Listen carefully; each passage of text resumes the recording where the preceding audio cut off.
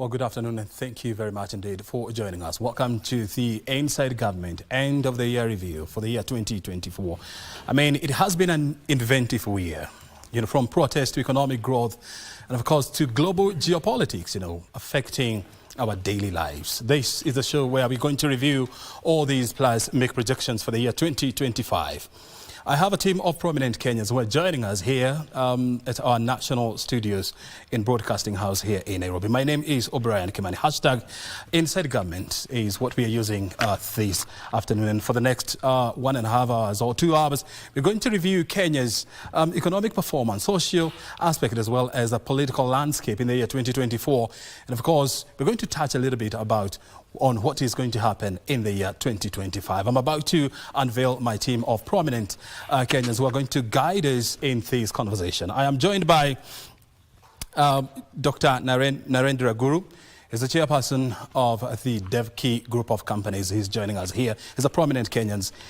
He's here with us this afternoon. Thank you very much, Narendra, for joining us this afternoon. Very good indeed. And just next to Narendra, we have the PS for Tourism, John Ololtua. Asante sana, Bwana PS, for joining us. He will be giving us some statistics around tourism numbers and, of course, the expectations for the year 2024 as well as 2025. And next to John, we have the PS in charge of ICT. He's a familiar face in our studios. This is Engineer John Tanui. Bwana PS, asante sana for joining us. And of course, he's going to take us through the ICT agenda in 2024 and of course, the projections for the year 2025. When I jump over to the next, to our other side of the studio, we have Stanley Kamangoya. He's the Chief Executive Officer of the ICT Authority. Asante sana, John, for your time. Thank you. Very good. And just next to John, we have Vimal Shah. He's the chairperson of Bidco Group of Companies, a prominent businessman here in Kenya and beyond. Asante sana, Vimal, for joining us. Thank you. And last but not least, we have Susan Mangeni. She's the CS in charge. She's the PS in charge of MSME's development. Madam PS, asante sana for joining us this afternoon. Thank you. Very good. Gentlemen and Alida, I want to start with you, but I want to hear your introspections for the year 2025, 2024, and I want to start with Narendra. When you look at the year 2024, I want you to share with us, what you'd classify as the ups and lows for the Republic of Kenya. 2024 was, of course, a bit challenging year because we have gone through a lot of ups and downs, especially to do with the taxes and the protest and many things. Country has gone through a very rough time, which is testing period and is testing us and our water, maybe by God, that how we behave in the difficult situations. But all the difficulties, what I learned comes with the good result. So that taught us and to the government that what is good for the Kenyan and what is not. And that gave us the better laws. A lot of good changes have come. Everybody is not happy with all the laws, and it is not possible anywhere in the world. But the laws have become a bit more favorable for the investment and industries and for the creation of the job. So as far as I'm concerned, 2024 was the learning lesson for us and establishing the foundation for the Kenyan, which way to go and how we will be able to gain confidence from the international market and the local investors towards the creation of the job and toward the making sure that the Kenya become the self-sufficient in everything. And that is what we learned in 2024. In 2024, you say that the year was a learning lesson. It was learning lesson and it was foundation. And it was foundation. Very good. Yes, Bwana PS. Ololtua, yes. Yeah. First of all, let me indicate that 2024 has been a good year in terms of the progresses that we have made in various sectors in government. As has been said, yes, it is a learning lesson, particularly for a number of people. But if you look at the programs that have been put in place, I can actually say with certainty that there was a lot of progress across government. If you look at the housing sector, what they have done, you look at the MSME, my colleague is around here, you look at ICT, you look at tourism and many other sectors in government, you can see that most of the targets and objectives that have been put in place have actually been able to progress very well. And the lessons that continue to be learned will certainly enable us to do even much better. So it's really a process of learning and working and achieving as we go along. So in my opinion, yes, the lessons learned have helped us to progress as much. Mm-hmm. So from where you stand, it was a challenging year and a year of progress. Yes. That's how you would sum it up. Correct. And of course, Engineer PS, what about you? 2024 really marked a period where we laid a strong foundation for the country's takeoff. As you're aware, the bottom-up transformation agenda set very ambitious plans for our country to address some of the long-lasting issues we've had as a country, to lower the cost of living, to eliminate things like anger or reduce anger, to create jobs, reduce the issue of disparity in terms of development across the country or bridging the divide, and also addressing housing, healthcare. Those were the real focus areas which are really very ambitious for our country. But I can say 2024 helped us to lay a sound foundation. There were a lot of legislative work done to lay the foundation for the transformation. There was the issue of looking for resources to ensure we have the resources to implement these projects. There were also the normal process of engaging stakeholders to ensure we bring everyone on board. There was some court cases that came on a number of areas, but as a country we believe, we laid the right foundation for us now in 2025 to bring the desired impact into our economy through some of these great initiatives. Mm-hmm. I do recognize that you have mentioned the World Foundation 3 times. And so I think you would sum it up as a year of laying the foundation. Very good. I'll be coming back to you just to find out what kind of foundation did we lay in the year 2024. I just want to turn on to Vimalsha. You are an industrialist and, of course, part of the private sector. And we always say that the private sector is the heartbeat of any economy. So how would you sum up the year 2024? And let's hear from you. I think very exciting and very interesting year. Like others have put it, it's an year of learning. We learned a lot of what we should not do in future. We've also learned a lot of what works for us. So a challenging year, a very, very challenging year, but resilience of Kenya has been shown. And I think that's something that we got to say kudos to, because we've seen that Kenya can still sustain a lot more. But it's a time for reset. And that's why we need to reset everything and see what we need to do. And I think government is also looking and saying, how do we reset it? And I think it's a year of collaboration. So 2024, learn a lot, unlearn a lot, and also let's reset. Very good. For you, I would say, you say it was a year that was exciting, learning, and of course challenging at the same time. That's a very interesting cocktail. I want to hear from Susan. You're the one in charge of MSMEs, and MSMEs are the heartbeat of this country. I mean, employing more than 80% of the country's workforce and generating more than 85% of the country's GDP. How would you classify the year 2024? Yeah, thank you. But before I talk about the year 2024, let me also look at the year 2023 and the year 2022. So 2022 was the year of expressing our various aspirations, dreaming, doing political dreams around it. This is what we're gonna do. That's where we made promises. 2022 was the year where we were planning. Mm-hmm. 2024 was a year for rollout. Was a year now when we take our plan into actions. And the better agenda being disruptive in its nature, because it's a socioeconomic transformation that we have in the way we do things in our economy, in all our sectors, is supposed to disrupt the norm. So 2024, as we started rolling out, so the expectations start meeting the realities, and the pain from disruption start coming out, and you can see a lot of uncertainty, restlessness happening in the population. So everything that was happening is trying now to adapt to the new norm which was coming.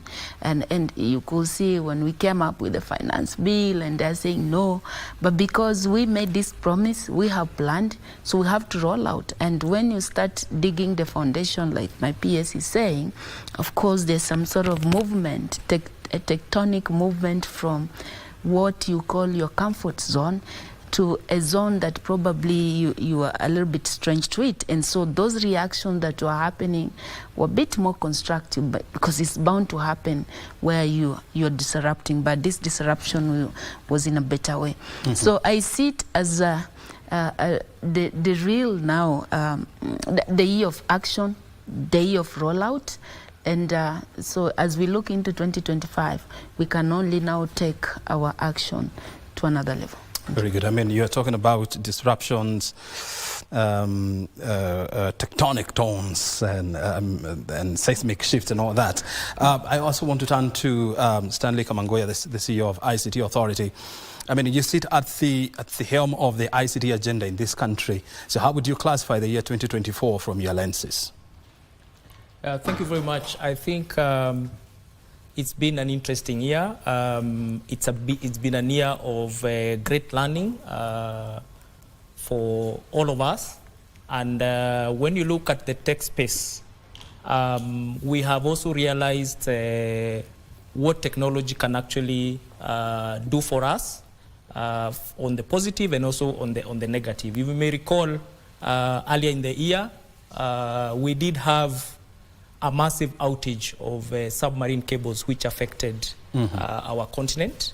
And that just went to teach us the power of countries being interconnected and what technology is doing in driving not only our economic growth as a country, but also as a continent as a whole.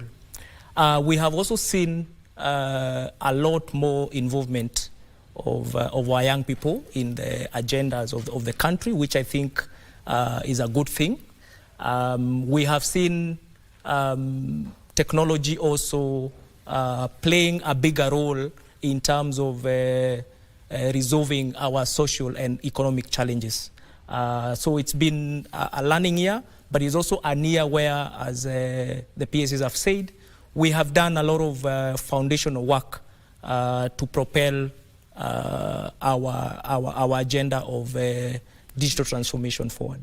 Yes. I still want to stick with you when I get to hear from this. I mean, this year we saw the power of social media, what the social media can do. And the social media is powered by the ICT. And we saw young people coming out in the streets with the national flag, a bottle of water, and a smartphone.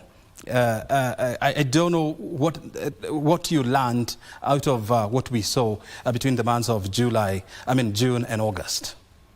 Yeah, this is what I was alluding to when I spoke about the power of technology from a positive and a negative side.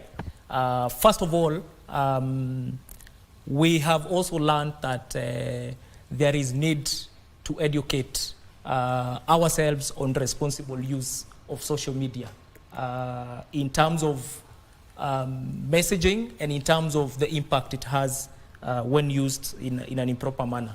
But also, social media has helped to shape a lot of narratives in our country. We have seen a lot of engagement, for example, on the X platforms, where traditionally those kind of engagements were not there, allowing people to exchange ideas and learn from each other.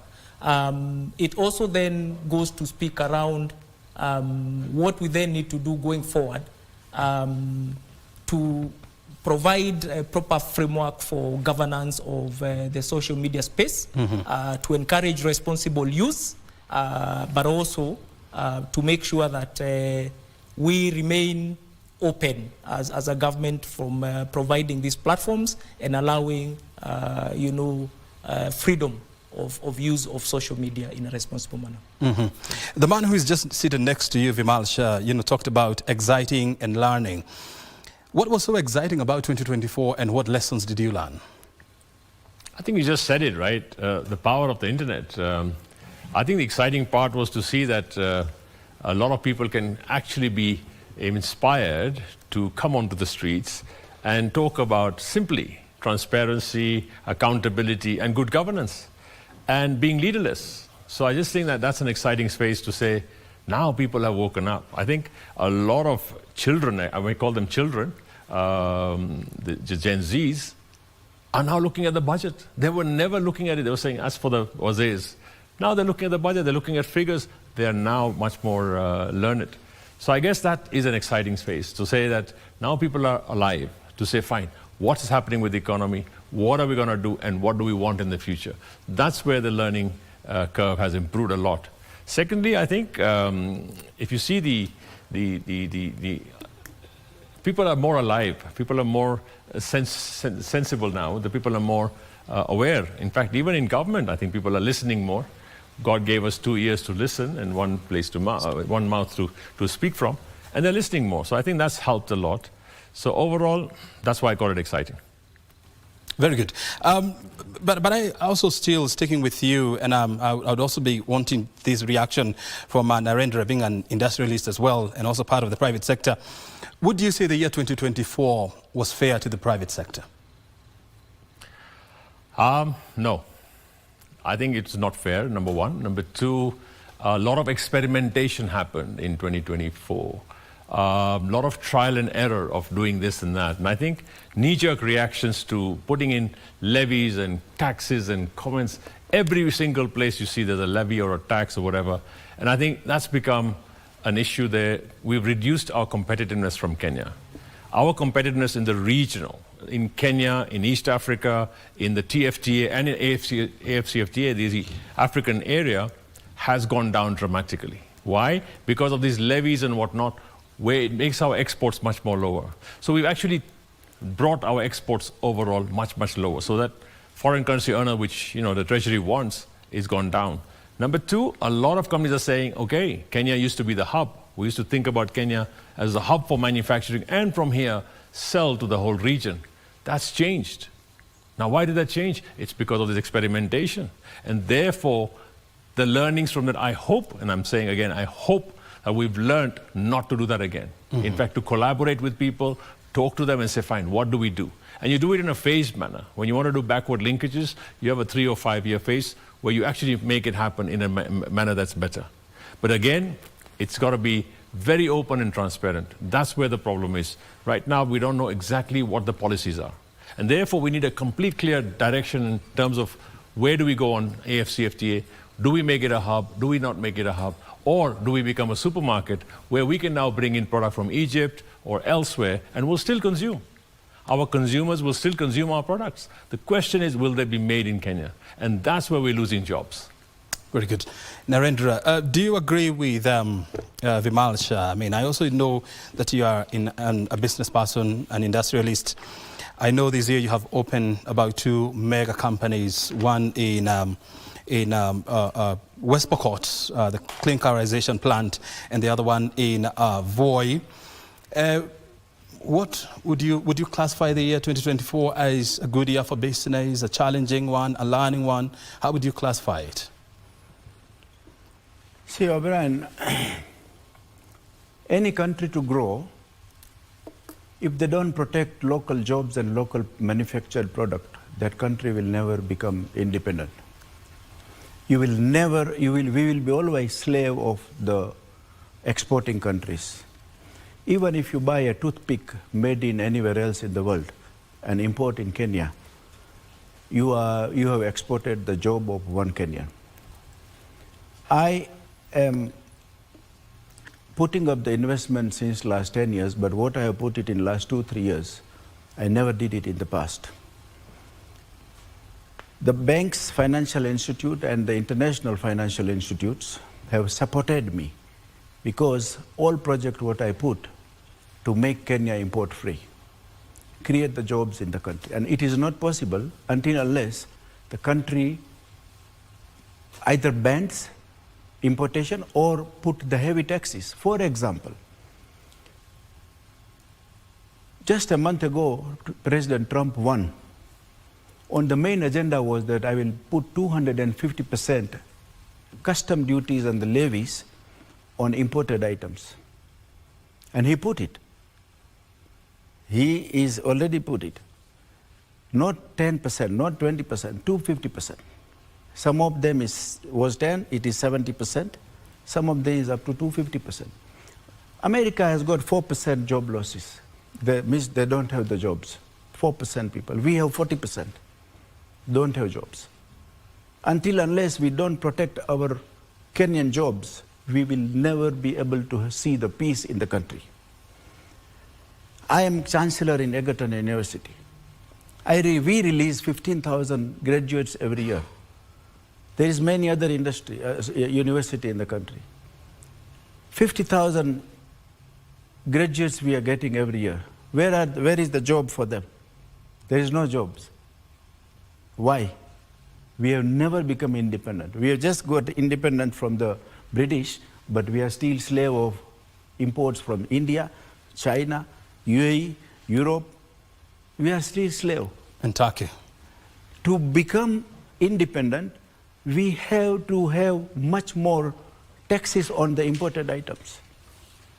As my good friend said, Vimal, that the levies, if there is no levy, I will not put on the imported steel, I will not put my investment in Manga, which is in Voi. Last 1,000 years, nobody have put anything. I have put there 11 billion Kenyan shillings. 2,000 Kenyans will work there. Forget about that. Samburu, which is just before Mariakani, nobody was there for hundreds of years. I put my steel plant there. And there is 3,000 people working. Why? It is because of the protection have come from the law and from the government. This is the way forward for any country. We should not look for the Africa, we should not look for the world. There is nothing, if we don't have the bread, no Africa country, other country will come and give us. We have to produce ourselves.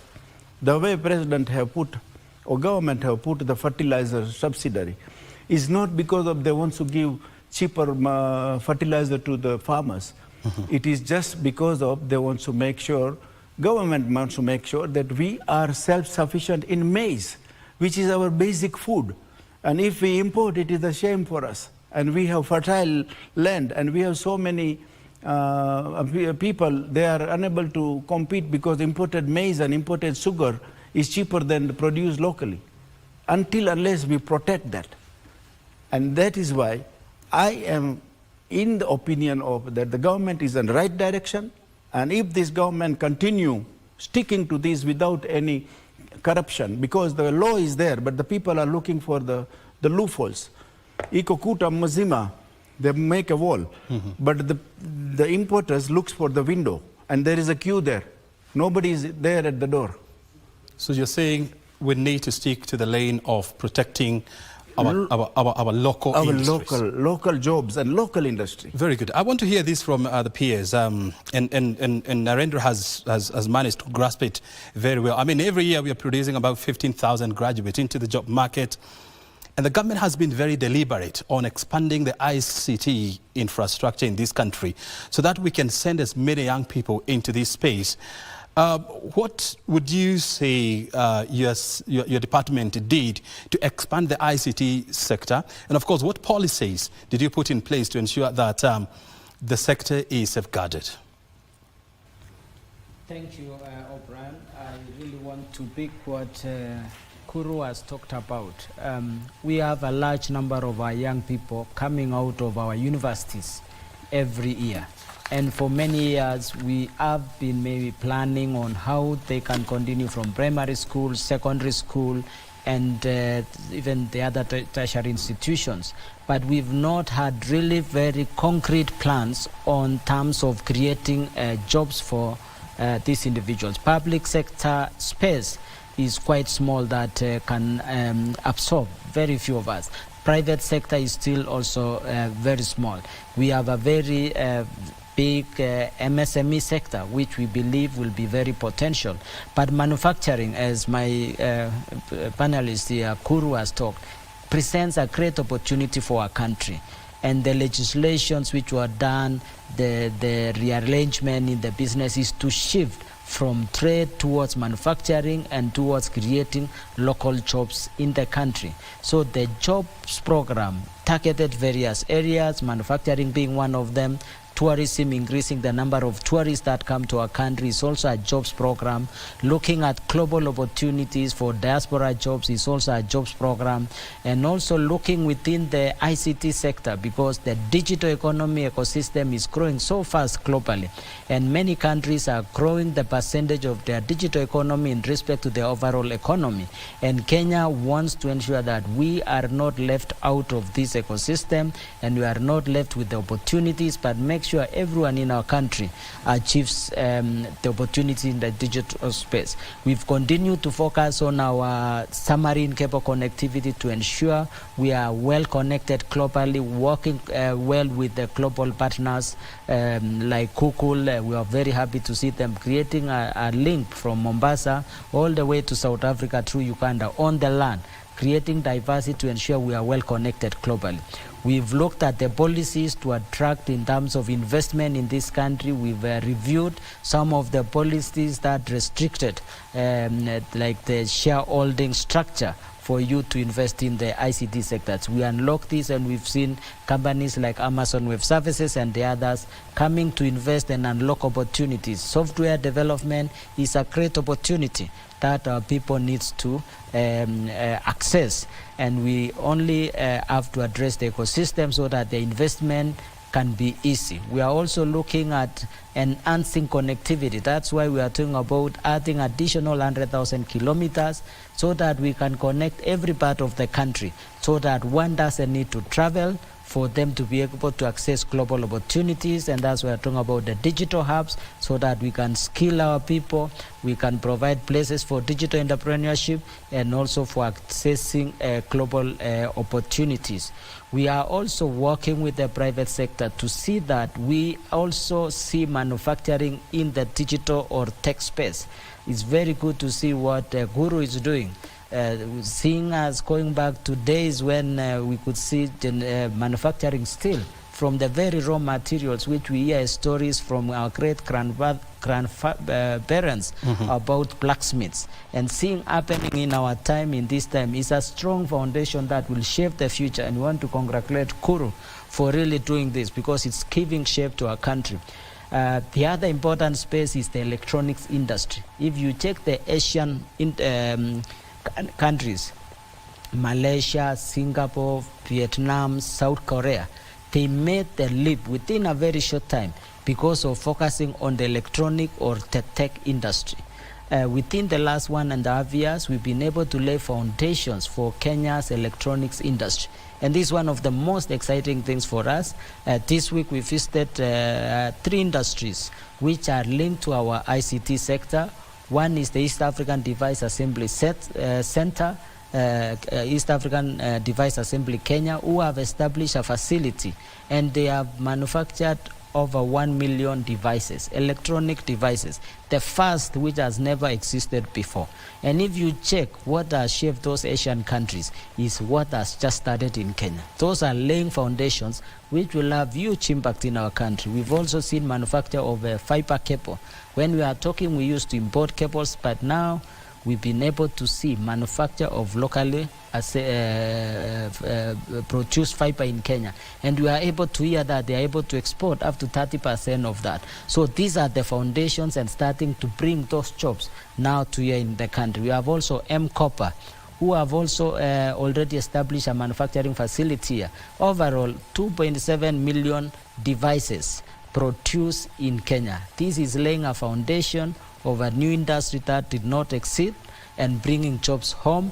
And imagine if we reach 15 million, 20 million produced locally, and a percentage of it being exported. We are seeing a scenario in the years to come that our export structure will change. It will no longer be coffee or earnings from diaspora or tea, but we will have new products in technology space, unlocking many opportunities. Housing, just closing on the jobs issue, housing is also a great space. That the housing project for the last 3 years are steering the sector for infrastructure. We're bringing 5 state departments, and we are looking at the first 3 years. We've been able to, as a country, build probably about 1,000 houses in the public sector. But now we are increasing 30,000% to 300,000 in the next 3 years. This will create huge opportunities in construction, bringing the technical people, and also another important thing, consolidating demand for products from the steel, from the plastic industry, from the wood industry. So we will be creating huge potential. So it's a huge transformation, and it can bring shocks sometimes in the ecosystem. A few people might complain, but I believe the foundations being laid is going to bring a new Kenya, which will bring jobs and bring new industries to our region. Very good. Also look at the tourism sector, and traditionally Kenya has been one of the top tourism destinations here in Africa. By September this year, I mean, the number of arrivals was about was it 1.8 or 2 M, and there were projections that the year 2024 we were going to go back to and of course surpass the pre-pandemic levels. And I want to hear this from the peers for tourism. How are the numbers looking like, and how are we repositioning the tourism industry to become a key driver of economy as well as jobs? Thank you very much, Brian. Just before I come to the tourism sector, let me also add my voice to what has been discussed earlier. I would like to say that there is a lot of improvement that the government is doing in terms of creating jobs and ensuring that even our local industries flourish. There are a number of programs that have been put in place, for example, Buy Kenya, Build Kenya, where we are encouraging government ministries and agencies to be able to buy from those industries that are based in Kenya. There has been also a lot of effort in terms of the housing project, as just my colleague has indicated, and you can be able to see that a number of opportunities are given to the youth in that particular aspect.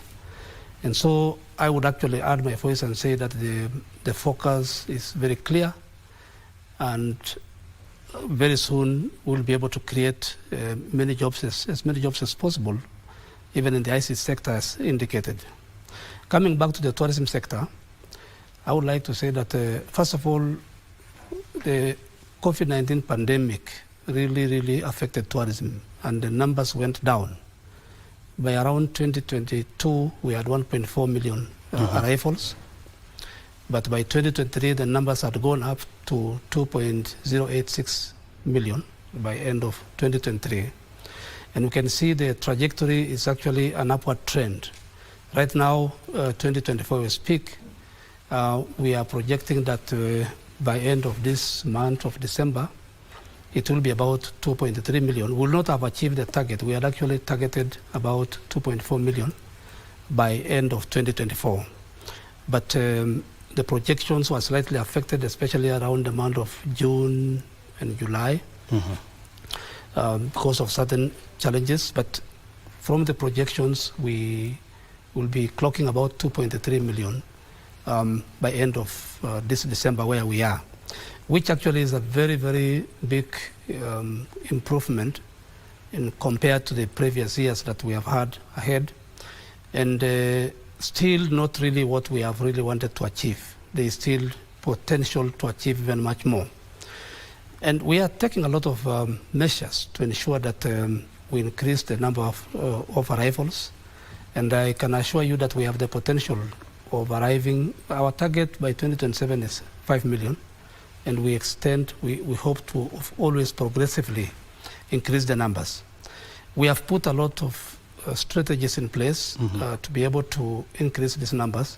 One key strategy is marketing and promotion. We are really improving in terms of marketing, and we are targeting many countries across the world, across the region, and we are doing a lot of marketing through digital, the digital space, and my colleague PS ICT has really played a key role in ensuring that we utilize the digital space to be able to market our country. But we have also come up on other programs on marketing, which includes reaching out to the diaspora. In fact, we have a program known as One Diaspora, One Tourist. In other words, we are also involving the diaspora to be able to market our country. We're also reaching to our missions abroad through the State Department for Diaspora Affairs. We have actually had a lot of collaboration together to ensure that we reach out. But above all, the Kenya Tourism Board has also gone ahead to be able to do targeted marketing through roadshows, exhibitions, and also through partnerships with airlines and county governments and other MDAs to be able to go do a lot of marketing. Mm-hmm. We have also gone out to reach the youth. In fact, we have just launched, the Cabinet Secretary just launched a youth program where we are encouraging youths to use their talents.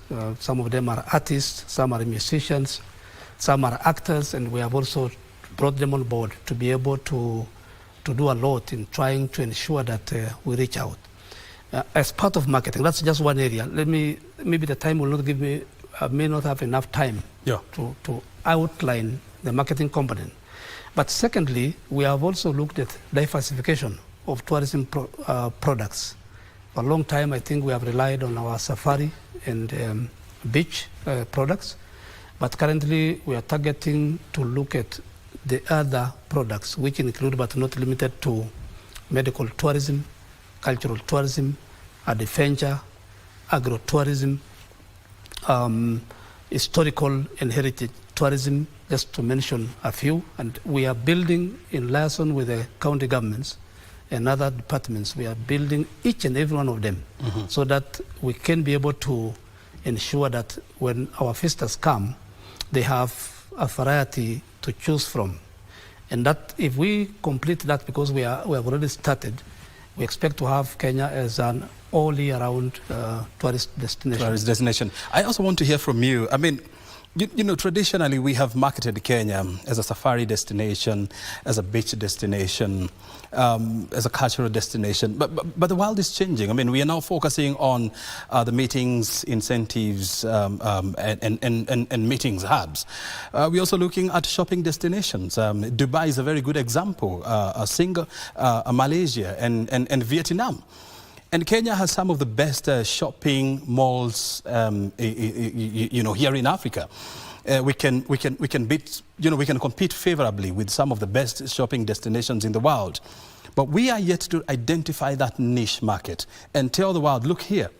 Apart from coming here to sunbathe and take a dive into our oceans and of course take a wildlife tour, you can also do your shopping here in Kenya. Are we looking at adding that niche market as part of our tourism strategy? Brian, first of all, I totally agree with you. Part of this tourism product diversification is aimed at identifying all this. I just mentioned the two, which is the few that I've mentioned. But the MICE tourism is very, very key. And you can see that we are already targeting. Let me just give a few examples of what we have done to target that.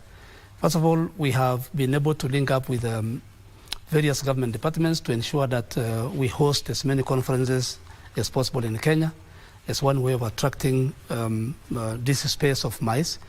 And we are indeed very happy that His Excellency the President himself has been able to facilitate the hosting of very, very many international conferences, which has actually helped us to even add in the tourist numbers. But above that, we are also targeting as improving infrastructure, because MICE will require that you have conventions, you have facilities that are being used. And we started with the KICC, where we did a lot of refurbishment and improvement of KICC. And since that was done, we can see the number of conferences being held in that particular facility have now gone up. But we are also reaching out to the county governments. Our vision is that we have, these are our major towns like Sumu, Nakuru, Mombasa, coming up with convention centers, so that we can be able to really have as many convention centers as possible. And we're also encouraging the private sector, because tourism is really private sector driven. A lot of work is really being done by the private sector. I'm indeed very happy to report that because of the investment policies that have been put in place, we have had a number of international hotel brands also opening up in the country. And we have been encouraging those particular hotels to also ensure that they have adequate space for conferencing. And therefore, this is a very important space. But there's something you have added, which I think we can be able to look at together what we can do. Some countries are using shopping malls, for example, as an attraction. And I think Nairobi here, the other day I was challenging His Excellency the Governor of Nairobi County that probably we need to put our heads together, look at what we can be able to do in terms of the shopping malls, in terms of entertainment joints, in terms of entertainment, tourism, to be able to ensure that this MICE sector grows.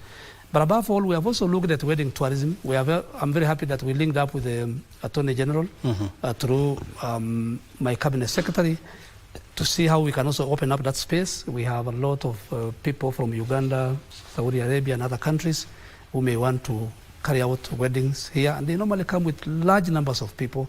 So we are looking at every sector to see how we can be able to improve. Very good. I want to turn on to Susan Mangene. I mean, you carry the future of this country in terms of business and entrepreneurship on your shoulders. I mean, bearing in mind that you are the one in charge of the MSME's development. Your docket is supposed to nurture them, to help them thrive, and of course to create the next big ventures, the Bidcos of this world, the DevKeys of this world. I want to hear from you. What have you done in 2024 to ensure that the SMEs are in a better position than they were in January 2024? Thank you, O'Brien. But before I come to that, allow me just also to invite myself to the conversation. And more so just picking up from where Dr. Guru and Vimal Shah left. Well, and I want to let them just know that the bottom-up economic transformation agenda is pro-private sector. Because if you look at our 5 key pillars, the pillar on agriculture, promoting or enhancing agricultural productivity, transforming the MSME, the universal healthcare, the housing, the ICT, all these pillars, the 5 key pillars that we have, the ones that now are informing our development agenda, are all geared towards promoting the private sector and more so focusing on the manufacturing sector. So unemployment is our biggest concern in this country, and rightfully so, is the biggest concern for the continent. A continent where the average age is 17 years old, it will be the biggest concern, more so the youth unemployment. And so those 5 key pillars, we look at them because, and we carefully select them because they have the greatest potential in creating more and secure jobs into our economy. I like the fact that they appreciate the interventions which the government is doing in the space of agriculture and even housing. And the reason why I said that this year was more disruptive because we were rolling out. We are rolling out intervention that seeks to promote the local manufacturing sector, because we all agree that jobs and secure jobs are created through the manufacturing, in the manufacturing sector. Now we have a potential workforce of around 20 million Kenyans, out of which only 3.5 million are formally employed. But if you break down the 3.5 million in the formal sector, you find that the civil service, where I belong and my colleagues here belong to, apart from the 2 industry captains, can only accommodate less than 1 million. And to be specific, it's around probably 970,000. And so 2.5 million are being generated in the private sector. What does that tell? It tells us that we need to put more investment in the private sector to create more jobs. So we need to see how do we gain traction towards the private sector. And how do we gain that traction? Is now coming back and asking ourselves, what is the outlook of our business in our economy? You find 98% of businesses are in the MSME. My friends here, my two friends here, Dr. Guru and Vimal, only are among the 2% because those are the large enterprises. But then also, if you come to MSME, then you find that majority of MSME are micro. So when you are in that micro space, the micro entrepreneurs again are also majorly informal. So they're not visible. Whereas that economic engagement enables them to put food on the table. But you find it's some sort of like a lottery kind of arrangement where today you have, tomorrow you don't have. So what is it that you're doing? And what is it that we had set out to do in the plan? Number one, what we promised, remember I said that 2022 was a year of talking about our promise. So in 2022, we promised, first of all, we are going to decriminalize work. So first of all, we recognize our set of work that we have in our economy, be it border, be it, like hawking, any sort of work, any sort of economic engagement that can enable a Kenyan put food on the table. Then two, we are going to relook at our regulatory framework, the taxation, the policies, and see how can we make it better, create a conducive environment in which that work then can be formalized and become a sustainable source of income. We also say, for one to do a business, the major challenge has always been access to finance. And access to finance in this sense comes because majority of Kenyans at the bottom of the economic pyramid do not own means of production. And most of them are not visible in the credit market. In other words, they lack the data footprints that can enable the mainstream financing sector to make an assessment in determining whether to lend to them on their ability and their willingness to borrow and repay. So we needed to create that visibility. And again, also, while acknowledging that majority of them, of course, they don't own means of production, which include the title deed, the logbook, and like I say, most of them are not employed, so they don't have a formal or rather pay slip which they can commit to a credit institution. Then we're asking ourselves, how do we rework around the collateral system in this country to unlock access to affordable credit? Then, of course, within that space also, you realize for the MSMEs now to participate effectively, they need to invest, to start looking into value addition, to add value into what they're doing. Because we have majorly been trading raw materials that we buy, we take, we don't add value. And it's only in value addition that you get to create, to generate more value out of it. So we look around and say, how do we make this work? Because an individual MSME may not have the capacity to buy machinery that will enable him or her add value. So then we come up with a concept of common user facilities. How do we aggregate, cluster these MSME per sector and enable them by setting up or rather investing in common user machineries where an individual MSME can go there and do that. So that was what we committed to do in terms of now helping to transform the MSME sector. So where are we today? I'll talk about an initiative with regard to access to financing. And this is where the Hustler Fund comes in. Now, many people... 2 years, just the other day? Yeah, so 2 years down the line, what are the key milestones that we can talk about Hustler Fund? One, we have created credit visibility of 25 million Kenyans that have so far signed up on the Hustler Fund platform. The Kenyans who did not have a trace or rather trail of any credit history, today their credit history is available, and any stakeholders that needs to serve them can now have something to assess the ability to borrow or their willingness to borrow and repay. That's one. Now, because it's been some sort of, it's an intervention, and anytime you see a government coming in to intervene, is trying to correct a certain market failure.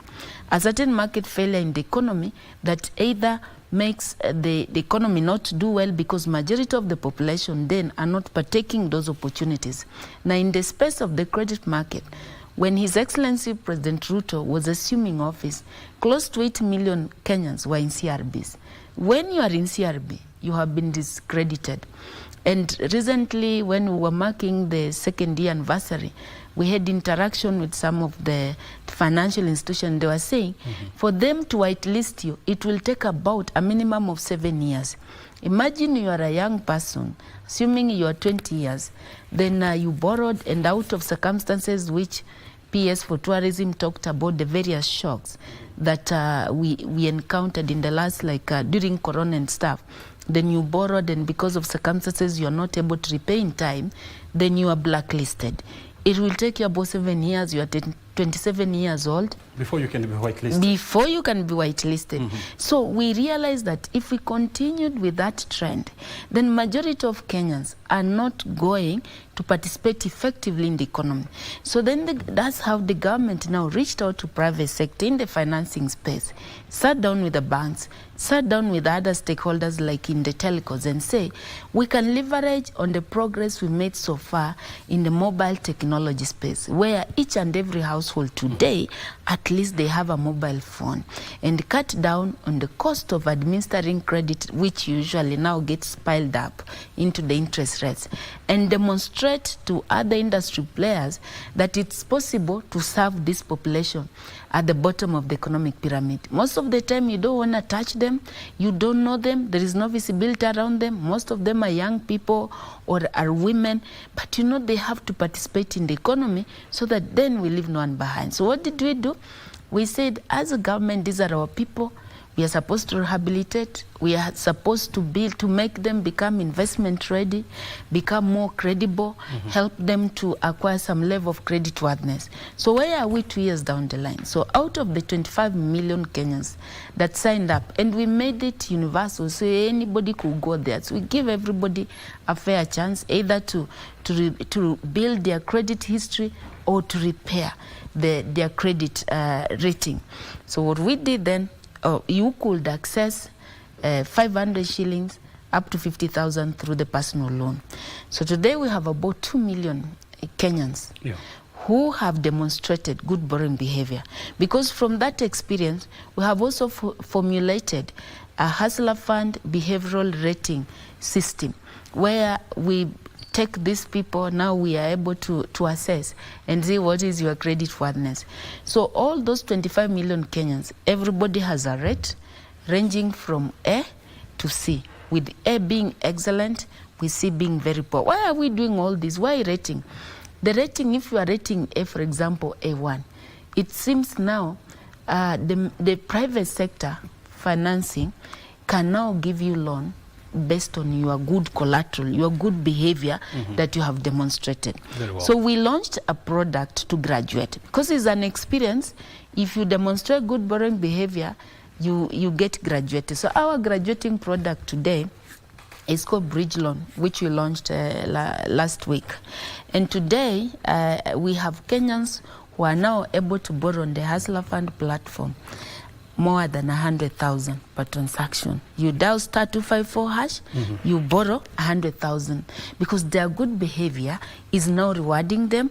They are being trusted. So we had people had their limit, let's say 50,000, and it was being tripled if you are A1. But also another thing is happening. Now, many Kenyans told us, you see, the 10 or 14 days is not sufficient to enable me borrow and do business. We say, wait. So we are going, the next opportunity will enhance you to a term loan. So we have doubled from 14 days to 1 month. So you have Kenyans actually who can borrow for a period of 1 month within the same terms, which is 8% per annum. Someone will say, why are you distorting the market? We are not. Because we are intervening and we are working in partnership with the private sector, especially the bank. So again, the opportunity which you have put on the bridge product is that Initially, you wouldn't know which bank, but now that we have a credit history, we are moving it to a space where you start having the banking experience. So when you sign up for the bridge product, you select a bank, and that bank will start following you up to understand you better, which sector of business you're doing, where you are, where you are located, so that other than just also their business being credit line, they start also investing more in capacity building. Very well. So what are we giving Kenyans as I finalize? Because we have to enable them to access credit, affordable credit, to be known, supported, so to participate effectively into the economy. What we are giving them, first of all, we have enabled them by establishing credit profiles that are known. Secondly, we are now putting them now in an environment to start acquiring the banking experience. If today you walk to the bank, you'll be asked to be banked, you'll be asked give a bank statement of 6 months. Now, most of these Kenyans did not have that experience. So from building your credit profile, you now go to the second level, you experience the banking environment for 6 months. And then we are going to assess that and see how to graduate you now to a level where you can access even millions to enable you to a thriving business. So I just wanted to say that all our intervention are pro-private sector. Where I sit as a State Department of MSME, my work is to see how do I crowd in MSME, how do I support them so that then they can grow, scale up their businesses, to grow the private sector, to create sustainable jobs. I can see Vimalsha want to respond to what you have just said. But before I allow Vimalsha to say something, I want to bring on board John Okwiri. He's the CEO of Konza Technopoles. And I know that one of the highlights for the year was the passing of the Technopoles bill, which seeks to establish a Technopoles authority who will be in charge of monitoring all the Technopoles in the country. I want to hear from you, John. What would you highlight was the highlights of 2024 for you, and what do you expect going forward? Thank you very much, O'Brien, for having me in this panel. For us, Konza Technopoles, we've had quite an eventful year, which was earmarked by the successful hosting of the ISP conference. As my PSICT normally says, ISP is like the Olympics of the world in as far as science, technology, innovation is concerned.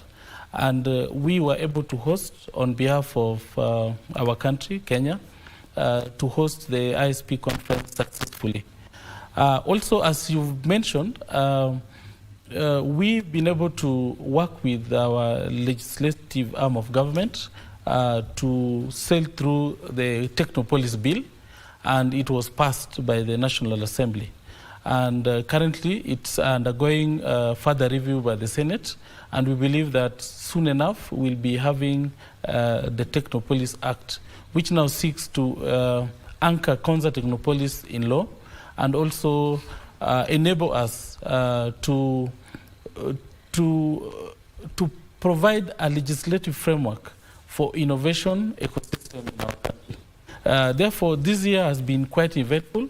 And remember also, last week we were able to host His Excellency the President in the launching of the Green Tech Hub, which now elevates Konza Technopoles onto a global platform in as far as startup ecosystem, innovation, scaling up of our startups, and also commercialization of knowledge. So as Konza Technopoles and working under the Ministry of ICT, we've had quite an eventful year, and we believe that based on what we have achieved this year, next year looks better because we believe we are going to build up on what we've been able to do this year. That's it, yeah, thank you. I want you to help us understand. I mean, I know under the new bill, which is currently before Senate, The bill seeks to remove Konza from the equation and just remain with Technopoles Development Authority, which will be in charge of regulating all the other Technopolis cities, because the assumption is that we are going to create a number of Technopolis, at the county levels. How is this a game changer for your organization, and are you in talks with other county governments to establish technology cities? Yes, thank you. This is quite a game changer, because now the concept of smart cities and the concept of technopolises is quite a new concept, and we are leading in ensuring that we are able to transform our country and our counties through this new concept. In that, for a first time, we will be able to master plan our counties, our cities, so that we are able to provide a sustainable environment for our country. And in as far as the Technopolis Bill is concerned, it provides us with this legal framework for collaboration with the various countries. We have been able to work, and we've practically done so, working together with the neighboring counties within Konza Technopolis. That is Machakos County, Makueni County, and Kajiado. We've been able to work together with the counties to master plan a 10-kilometer radius of Konza Technopolis. In that, as far as providing the necessary infrastructure in advance before the population is concerned, the entire of the 10-kilometer radius around the Technopolis is currently well planned, and it speaks to what we look to do given the Technopolis Bill, because we'll be able to scale up to other counties just to show them how providing a master plan for our counties before we bring into the infrastructure and the population will make our counties better in as far as planning for our physical development is concerned. Therefore, the Technopolis Bill provides us with that opportunity to provide more value to our counties, and also provide investment attractiveness in the counties, because our investors prefer environments which are well planned, which has order, and also which is able to attract with the necessary infrastructure, and able to attract also other global investors into our counties. Therefore, the Technopolis Bill will enable us to have the legal framework to work together with the counties to provide a sustainable environment for investment and also innovation. If we are able to work together with the counties in that manner, then you find that the impact of Konza Technopolis will be felt across the country. And therefore, this bill is quite a game changer in as far as we are looking at sustainable development that will help our country to leapfrog to the next level. Good. I want to bring on Stanley before I go to Vimal Shah. We were talking about the role of ICT and, of course, the digital space in socio-economic development. And I know that this year you launched your strategic plan for the year 2024 to 2027. Can you take us through some of the contents of that document and how it is expected to change the ICT, the face of ICT in this country going forward? Thank you very much, Brian. Before I go to the issue of the strategic plan, allow me to just mention something about this very important discussion on jobs. And I want to say that the future of work is actually digital. Both as an enabler of jobs, but also digital in terms of doing actual digital jobs.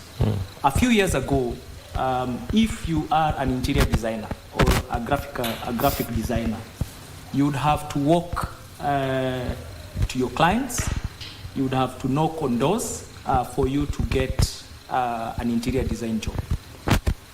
Today, from the platforms that we have deployed as a government, you can be able to get those opportunities online, and you don't need to move an inch for you to execute those tasks and actually earn. And that's why when we talked about 2024 as a year of foundation, on this area of jobs, you'll notice that various government departments have laid out a lot of structures to enable, creation of jobs. If you look at the work that PS Susan is doing, you look at the work at the Ministry of Labour, at the State Department for Diaspora, Kazi Maju, and all these platforms, each of these entities have created the structures to provide access to jobs. On the other side, from the ICT jobs perspective, we have also been able to link about 180,000 people to digital jobs. Now what we need to do going forward is to deepen the collaboration so that we can have one place where our young people can be able to access digital jobs and also execute, their work. And, we are doing this to leverage on the infrastructure that we are laying.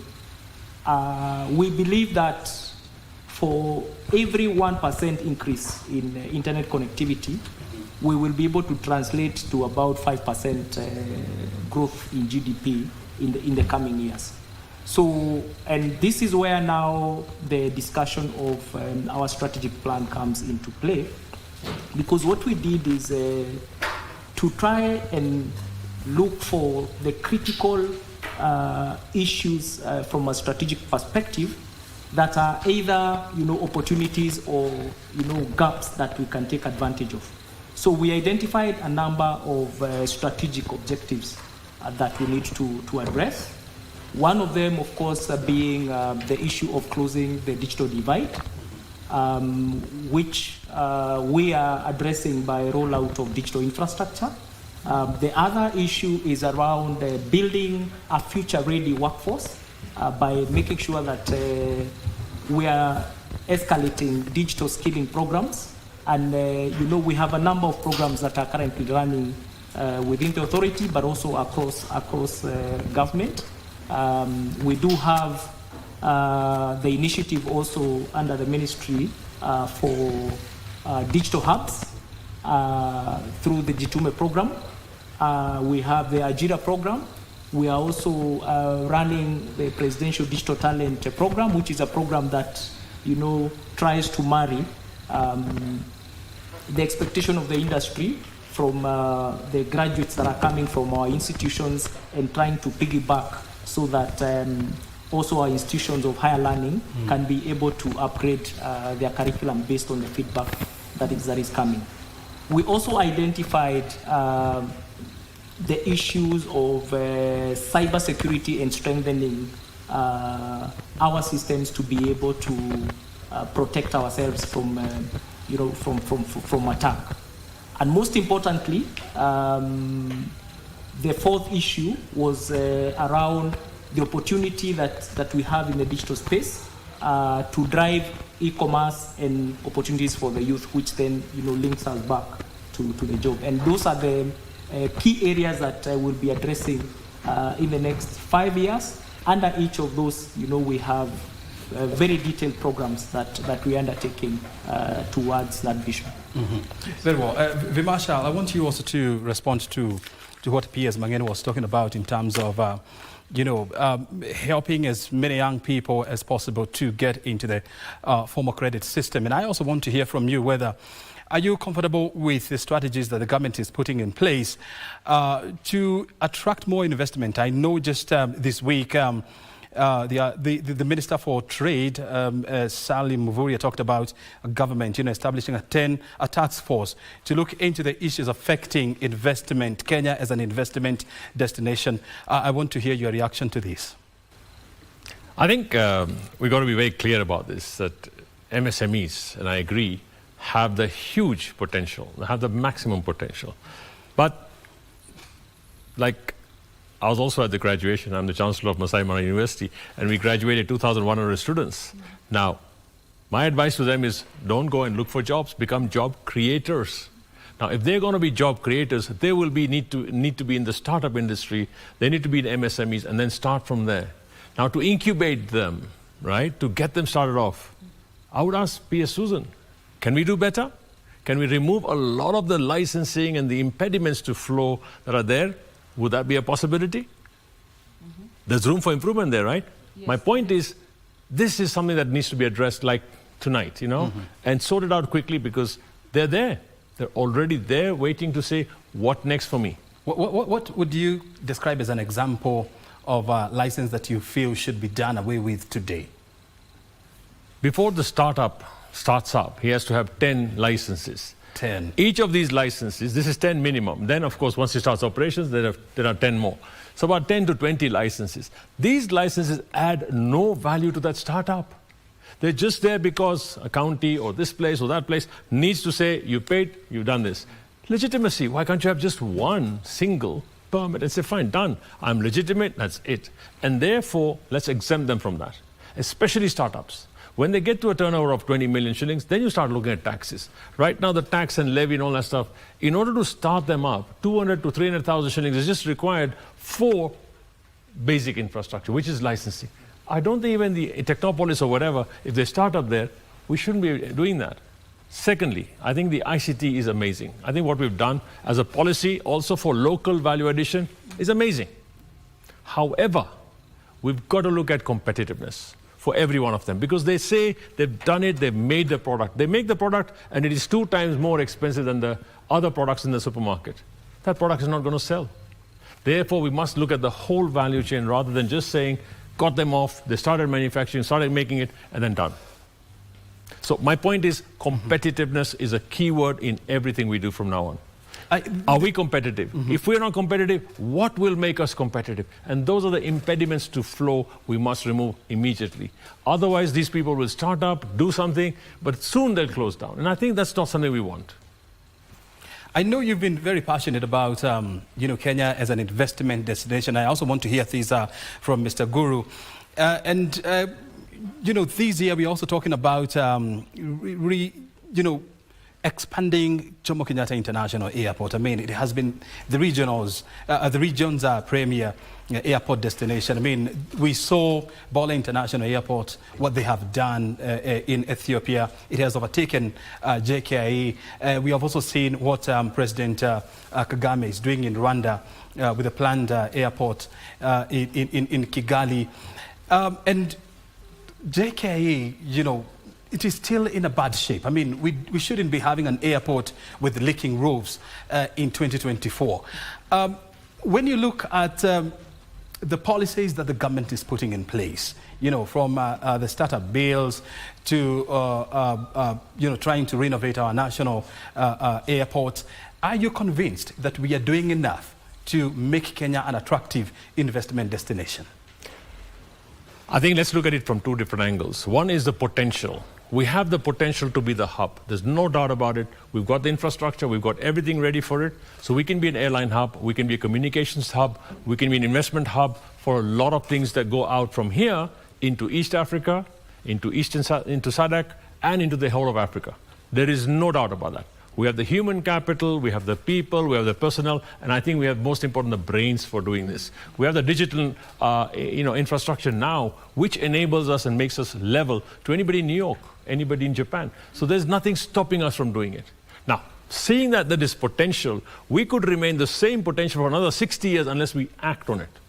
My point is, let's act on it now. We can agree with everyone that we've laid the rails. The rails are laid. Now we need the trains that come on top and start building on it. Because really, if we don't start moving, this becomes a time bomb. For 1 million people coming into the job market every year, whether graduates or not graduates, and we're not creating that job, I think it's important, number one. Number two, we need to have also living wages. And I think that's important today. Because this year, we've actually hit the pocket of every employee by about 15%. Now another 6% coming up next week. So 20%, you've hit the pockets, but this wage increase has not happened, right? It may be a zero-sum game to say, fine, we've gone this route. We probably need to increase our wages by 20, 30% overall as a minimum wage, and therefore we become same as what we were last year. in order for government to get revenues. These are the things that I think that we really need to make sure we improve on that. Because of this, the consumption levels have gone down. In fact, consumer products are being consumed 30% less on local production, whether locally produced or whatever. 20%. 30% 30%. down because the buying power, disposable income has gone down. In fact, it'll go down worse next year. We need to increase that. So there is no doubt about that. Local manufacturing we have to do. There is no doubt about it. I'm agreeing to it. But we must say, okay, fine. Where is the new ones? Where's the old ones? What do we need to do right now to salvage it? Competitiveness, in my opinion, is the most important factor, because if we're not competitive, selling from here to Uganda, selling from here to Tanzania, or selling from here to the whole of rest of Africa, then we will still be consumers. That's my argument, right? Today, if somebody says that eggs from Uganda are coming in cheaper than they're made in Kenya, let's go find out, benchmark, why are they cheaper there? What are they doing differently that we're not doing here? Right? I know there is a roundtable between the president and the private sector. When you meet with the president, do you raise these issues as a private sector? Well, we've scheduled one for January. That's the president has promised us that in January we shall meet, and then we shall table it all. Very well. I want to turn on to Guru. I mean, this year, you have launched two mega industries, one in West Pokot and the other one in Voi, multi-billion investment. When you look at the investment process that you went through, what would you classify as hindrances and the opportunities therein that we can exploit as a nation? See, we have been expanding last couple of years. And this mega investment, both the investment costed us, the Mombasa and Pokot, is about $600 million. That's more than 60 billion Kenya shillings. About 72 to 80 billion Kenya shilling. But it has created 6,000 jobs. And that is more return for me. More than that, I see next 10 years' time, the Kenya is going to be, see 2030, we are talking since last 20 years. 2030 is just next door, we are never going to achieve, if these steps is not taken. And the step is stop importation. If we don't, all the country does it. It is not the Kenya is a unique country. All the country does it. Stop importation. I was in Chuka University Importation. Yes, importation. Why? I was in Chuka University last month, just to give a talk. There is a girl in Chuka University, she is graduating next year. She came with a project for manufacturing the sanitary towels. But she didn't have the finance. So we try and support her with the finance. And it is just a project in the university they will do. Once it is successful, they want to do it in mega. And it is from the banana leaves. And the sample I have seen, you put here Chinese, you put this, you will not find the difference. It is of higher quality. No difference. And the cost will be cheaper than that. But if we do not, the day that girl or that university will be producing mega, by borrowing the money, by taking the help, and if we don't stop importation, we are killing our own children, our own industry. Am I right? So your question was, why we have invested in short and why we are expanding. Kenya is going in the right direction to make things manufactured in Kenya.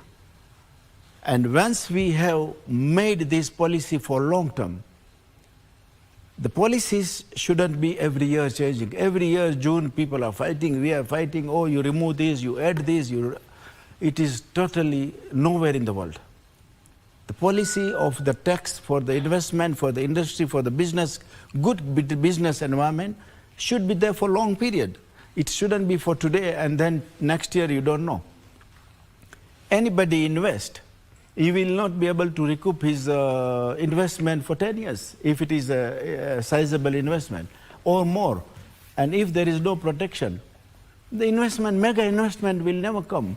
For example, recently the government last 2 years have introduced the levy on steel and clinker.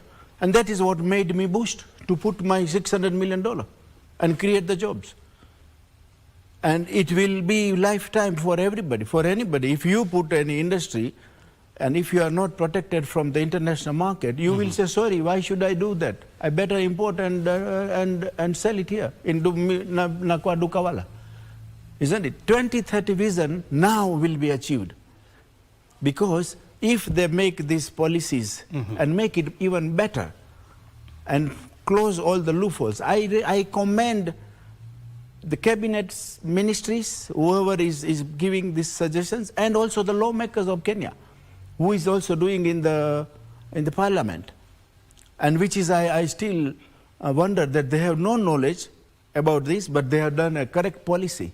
They have studied, and they try to see how we can be helpful for the country, for the investment friendly. If this exercise continues for next few years, Kenya will remove more than 20% more unemployment.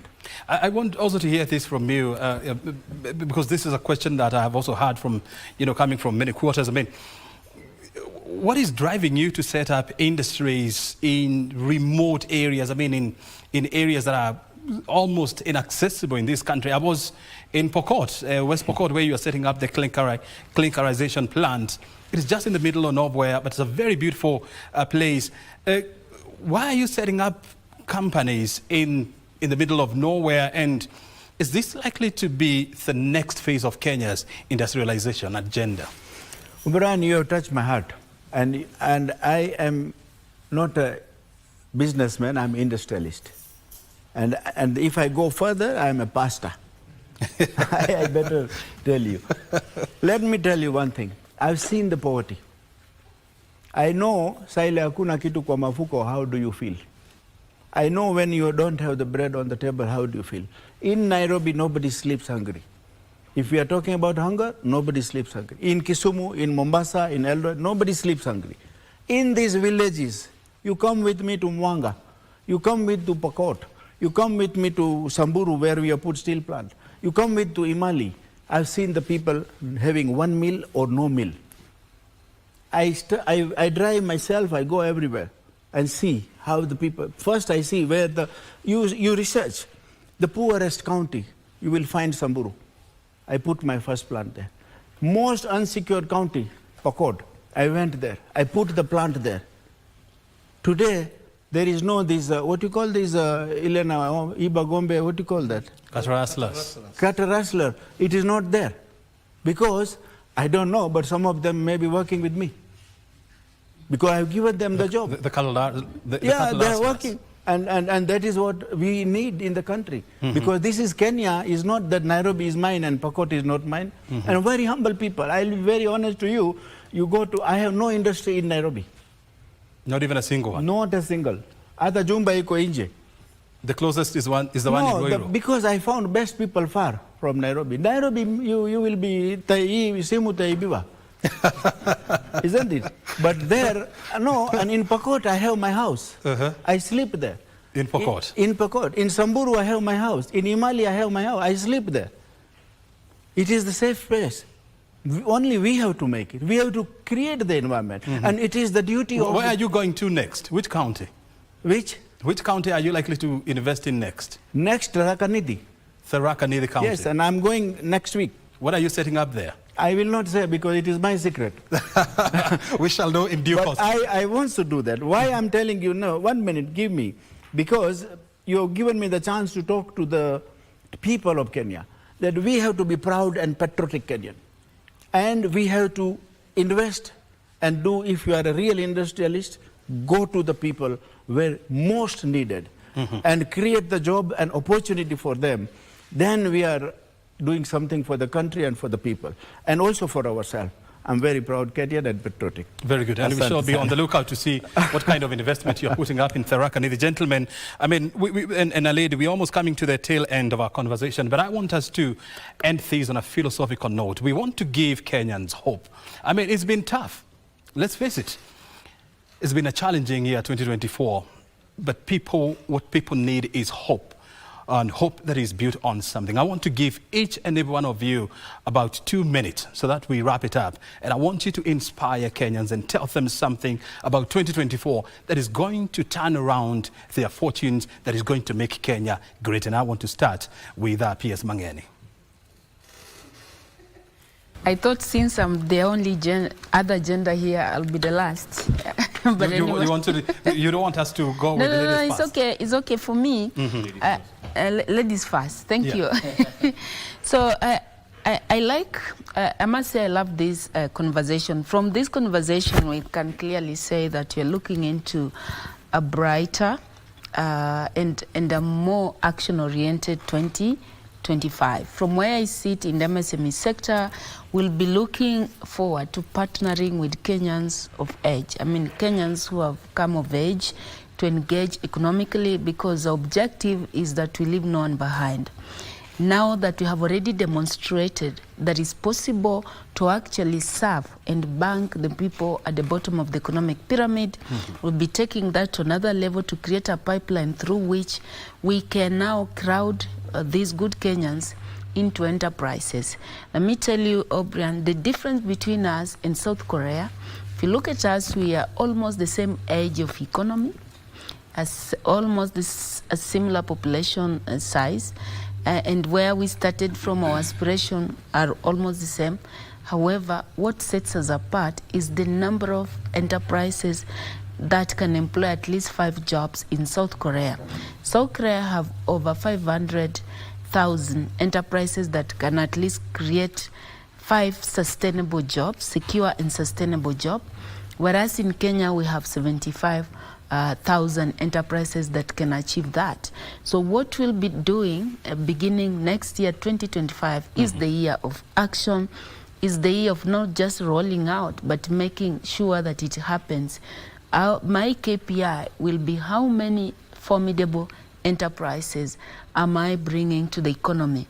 How am I supporting them in terms of growth? I'm going to invest more in building an ecosystem, a business supportive ecosystem, business development, to make sure that those ideas are properly incubated, properly accelerated, and then they can be able to access affordable credit, sustainable market. And next year, Kenya will be hosting the East Africa MSME Trade Fair around October, which will bring to us MSMEs from 8 member states in the region.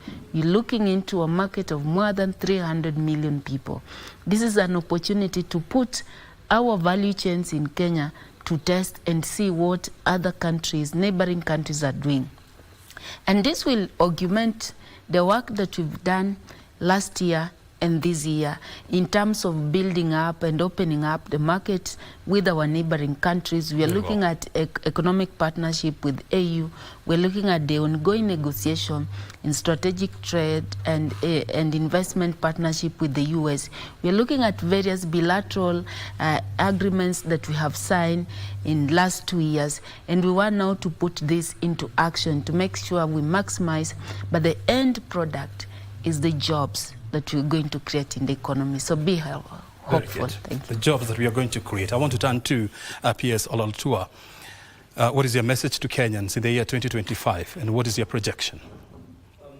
The message to Kenyans for the year 2024 is first and foremost that we become patriotic Kenyans. This is a very beautiful country that cannot be compared to any other in terms of our national heritage. If you look at what we have a beautiful culture, we have beautiful landscape, we have our beautiful beaches and lakes and oceans, we have our beautiful sports people, just to mention a few.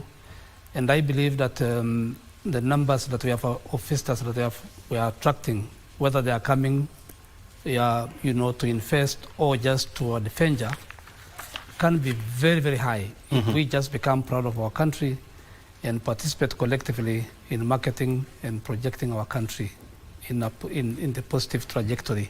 So that is my rallying call, that let us all participate in building our nation in terms of patriotism and in terms of what we are going to do.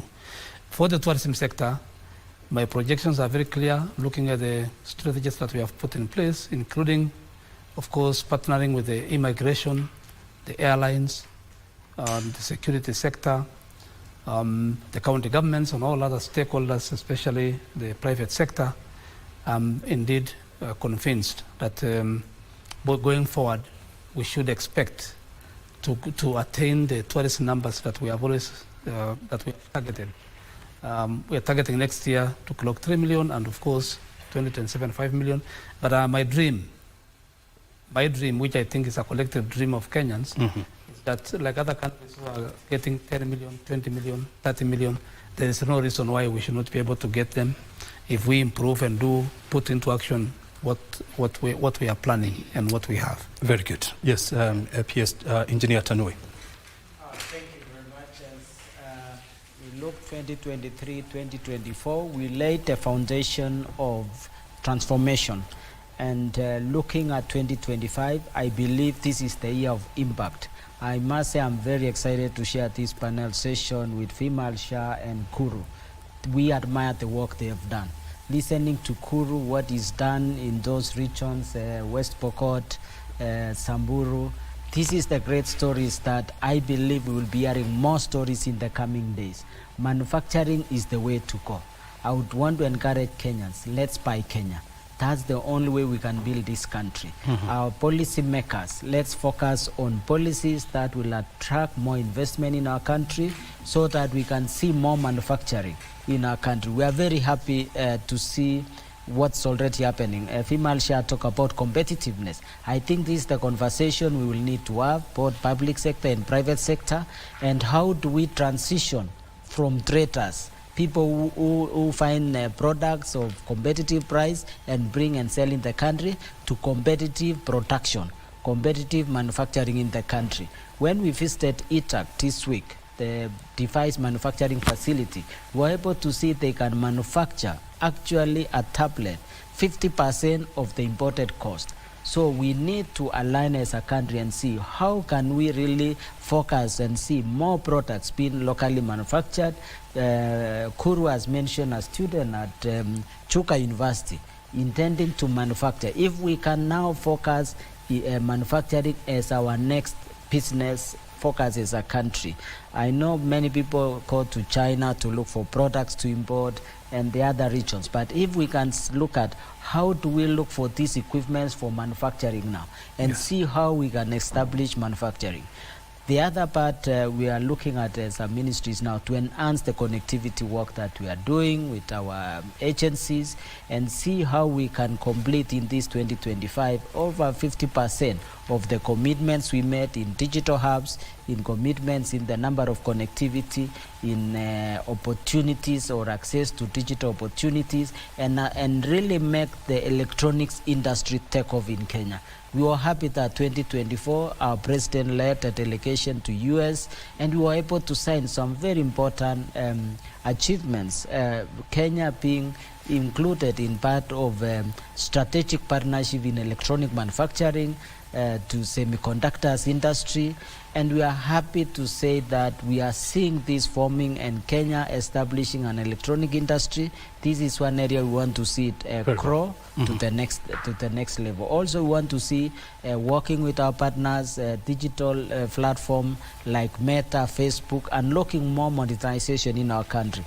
We are happy to see young people creating digital contents and able to make money. So in the next year, we want to see more impact.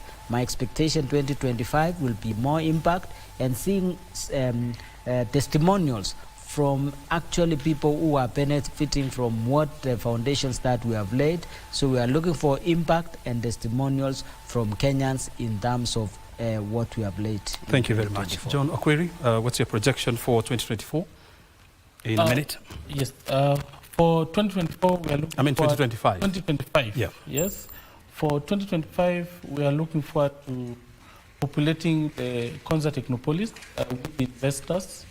Konza being an investment destination, we've laid the necessary infrastructure for our investors. And as a special economic zone, we are going to pursue more investors settling in the Technopolis. That will enable us to create more job opportunities as we are looking to making the life of our people better. and also looking at the digital economy, looking at the digital job space. We are spearheading the establishment of the digital hubs through the digital superhighway, and we are looking at creating more impact through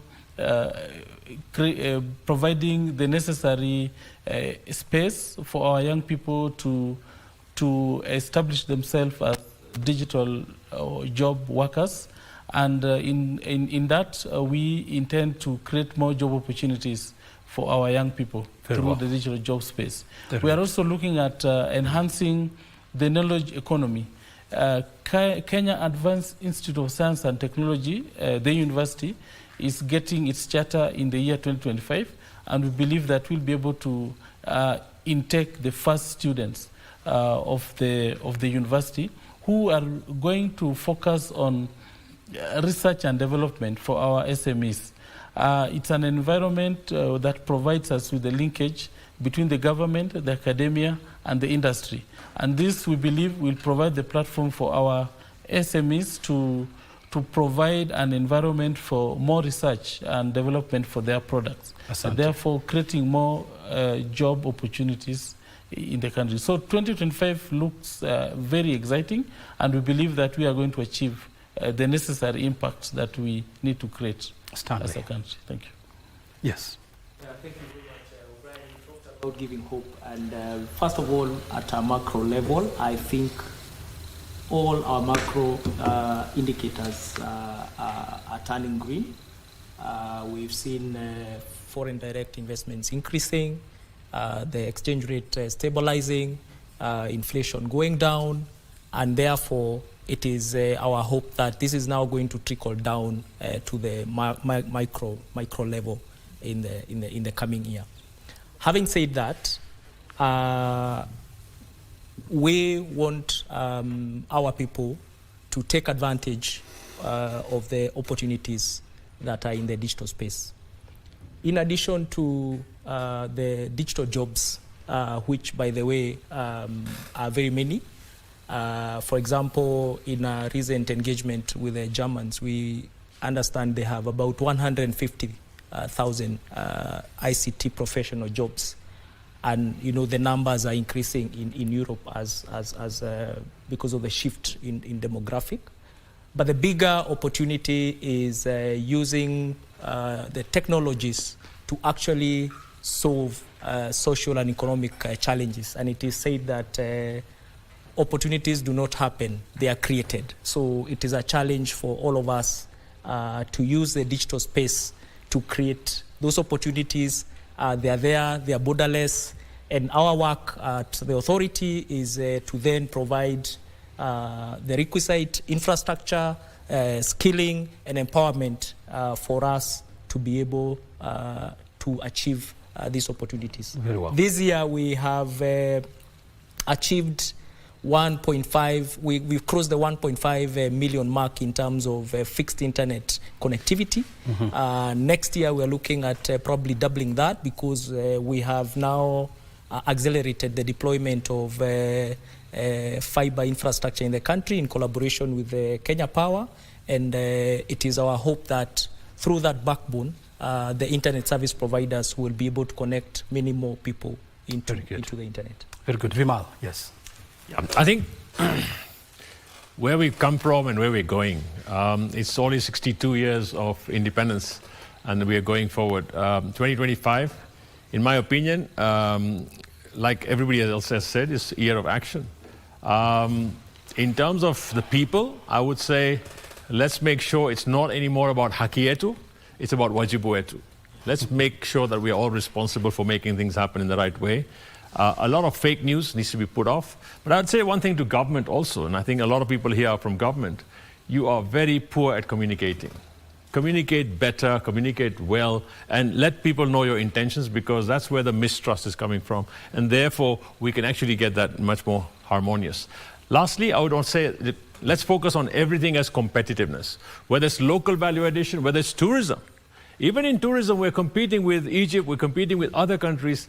There's no two ways we can make to 10, 20 million people, but then that would mean a huge amount of investment in everything, airports, this, that, whatnot.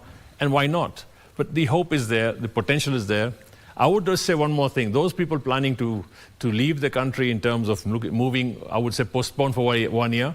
Let's give a chance for 1 year to the government. But the government to say, kusema na kutenda needs to be together. So that whatever we say, we do, we get it done.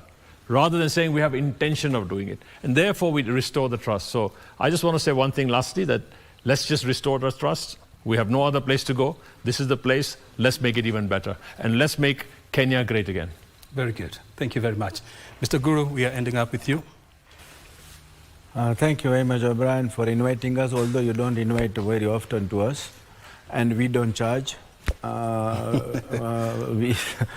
But I really wish each and everybody, all the Kenyans, a very happy Merry Christmas and New Year.